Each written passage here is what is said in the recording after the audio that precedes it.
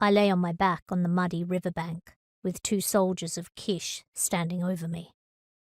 One of them had a hard boot on my throat, and the other was prodding at the gaps in my armour with the nasty end of a spear. The warm rain fell, fat droplets of it, straight into my eyes and gasping mouth. "I thought he'd be bigger," Throatman said, pressing down harder on my windpipe. He had to shout over the roaring of the river. "Gilgamesh!" the other man bellowed down at me, his spear piercing the skin on my belly. "Such a big name for such a sorry creature." "We could kill him and keep his armour. He's almost dead anyway." "The king did want him alive." "But who would ever know?"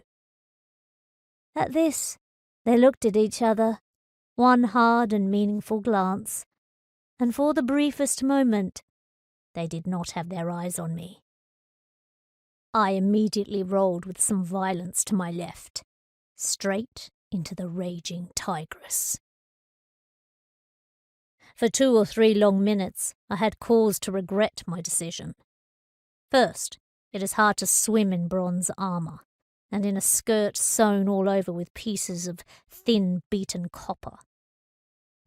I hit the riverbed with force and was tumbled helpless along the rocky bottom. Second, without the boot on my neck, I gulped for air, but found myself breathing water. Moments into my newfound freedom, I was drowning. My helmet hit something shatter hard. Pain ricocheted through my skull. My neck was snapped backwards by my chin strap. White bubbles, grey rock. A glimmer of heavy cloud through silver-capped water. Rock again. For a moment my face was in the air, but my lungs were full of water. And then I was hurtling along the river bottom face down and with my feet upriver. Another moment, and I would have been lost to the Tigris, and no one would know the name Gilgamesh. But then I sensed something long and dark in the water, and on a reflex, my left hand went out for it. My hand closed tight on rough, twisted wood, and at once every sinew in my body was working to keep a hold of it.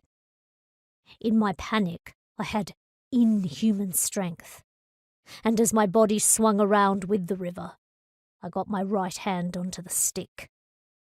Legs. A man's legs. Harga. Of course, Harga. The next moment, he had his hands upon me, and he was dragging me up onto rough, wet sand.